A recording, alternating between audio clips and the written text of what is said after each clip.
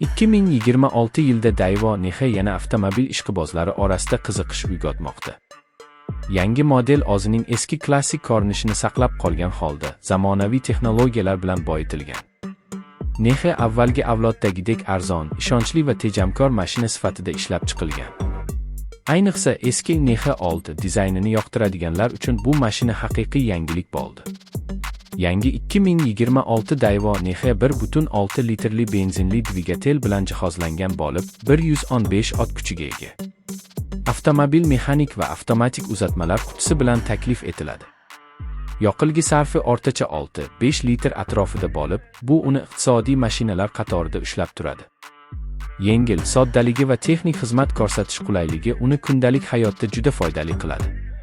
Avtomobilning tashqi dizayni klassik uslubda bo'lib, 2010 yillardagi mashhur Nexe modeliga o'xshash. Biroq 2026 yilgi versiyada LED faralar, yangilangan bamperlar va zamonaviy gildirak disklari o'rnatilgan. Salonda esa yangi multimedia tizimi, sensorli ekran, Bluetooth va USB ulanish imkoniyati mavjud. Xavfsizlik tomondan ham mashina zamonga moslashtirilgan. Ikkita xavfsizlik yostiqchasi, ABS tormoz tizimi va orqa park sensori mavjud. Bundan tashqari, avtomobilning kuzovi mustahkamlangan metall struktura bilan ishlab chiqilgan. Bu esa yo'l harakati xavfsizligini yanada oshiradi. 2026 Daewoo Nexe oddiy haydovchilar uchun mo'ljallangan. Arzon narx, oson ta'mirlash va tejamkorlik asosiy ustunliklardan biri.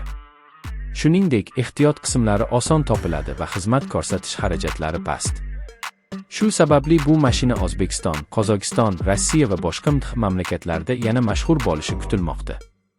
Agar siz ishonchli, soddaligi bilan ajralib turadigan va har kuni foydalanishga qulay mashina izlayotgan bo'lsangiz, yangi 2026 Daewoo Nexe eski klassik uslubda siz uchun ajoyib tanlov bo'ladi.